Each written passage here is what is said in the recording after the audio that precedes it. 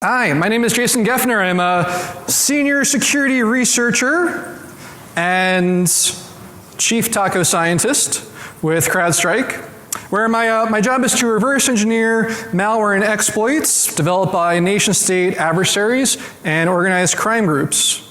I also do intelligence research to try to attribute malware, exploits, tools, and C2 protocols to unique actors.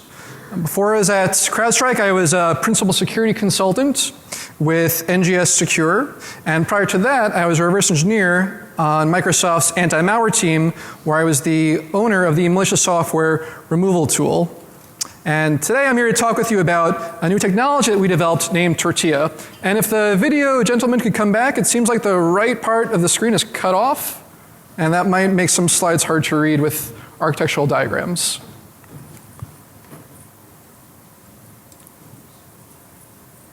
Well, I'll continue in the process. So, security researchers have a growing need for anonymity. Oftentimes we need to communicate with C2 servers to know what commands the attacker is sending to malware. Other times, if we're analyzing a Trojan downloader, that looks great, thank you. If we're analyzing a Trojan downloader, we want to see what malware is being sent out by a malicious website. We want to do this anonymously, and actually it turns out that oftentimes we want to remain anonymous even if we're doing non-technical research. So oftentimes at CrowdStrike we have the need to do research on the blogs and websites that are run by a given attacker. Maybe they're talking about a new vulnerability that they discovered that they say they're going to put into a new malware sample soon, or they're bragging about some hack that they did recently that was against one of our existing or potential customers.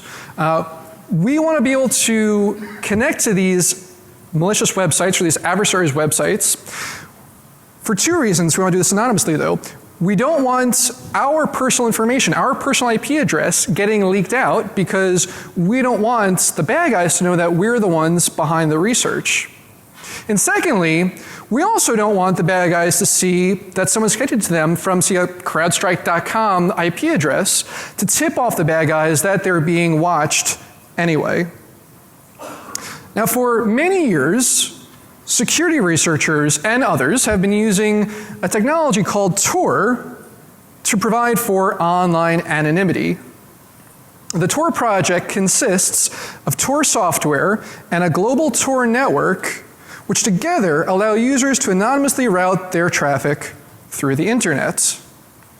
The TOR software and usage of the TOR network are both free, and the TOR network consists of over 4,000 relay servers. Well, before I talk about Tortilla, I want to talk a little more about how TOR itself works. So the first step is that the TOR client gets a list of TOR nodes from a TOR directory server. And when it wants to communicate with a remote server, it routes its internet traffic via an encrypted protocol through these TOR nodes, and the last node before that final server is called the TOR exit node.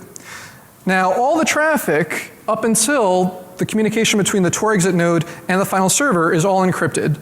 It's only decrypted at the endpoint.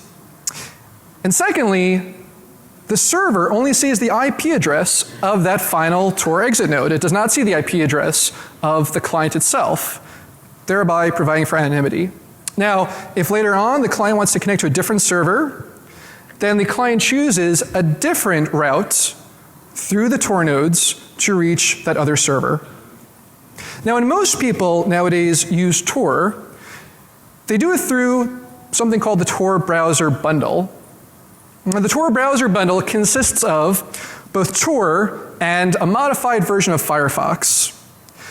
So TOR, the client itself, runs a SOCKS server listening on TCP port 9050 and allows connections to be made to that SOCKS port, and any connections that run through that SOCKS port are automatically routed through TOR. But there are some problems with the TOR browser bundle. Firstly, it only works with Firefox. No other browsers are natively supported by the TOR browser bundle, and this could be an issue for security-conscious users. And because Firefox had more than 6 times the number of vulnerabilities identified in it over the past 2 years than did Internet Explorer. Secondly, the TOR browser bundle for Firefox with that doesn't work with plugins. And this is also a problem. Let's see, what does this mean? No plugins, so no Silverlight. All right, that might not be too bad if we can't use Silverlight. No Java. That's probably a good thing though. It also means no Flash. And while HTML5 is set to replace Flash, the reality is that right now, many of the most commonly visited websites do rely on Flash. Secondly, looking at the TOR client itself, it's hard to find networked applications that will natively support TCP proxying. And even if you do have a networked application that supports proxying, chances are it probably doesn't support DNS proxying as well via SOCKS. So what would the ideal solution look like? Well, firstly, we'd want to transparently route all TCP and DNS traffic through TOR.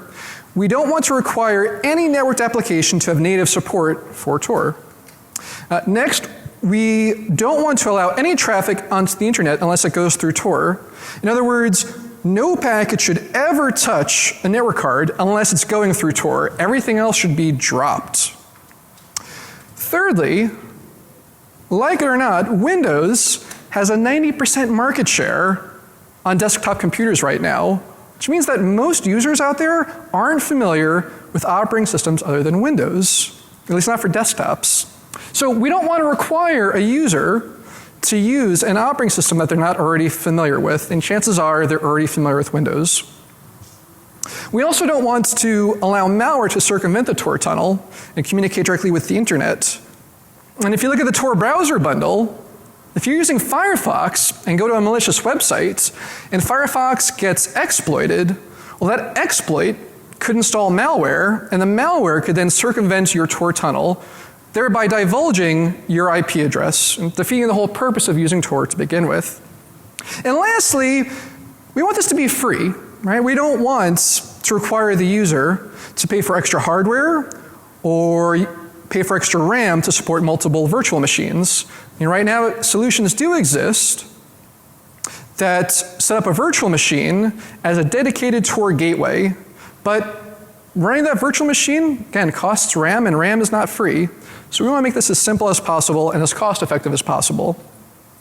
So what are some non-ideal solutions that already exist? Non-ideal based on the previous slides, ideal requirements. Well, there are hardware-based transparent proxies.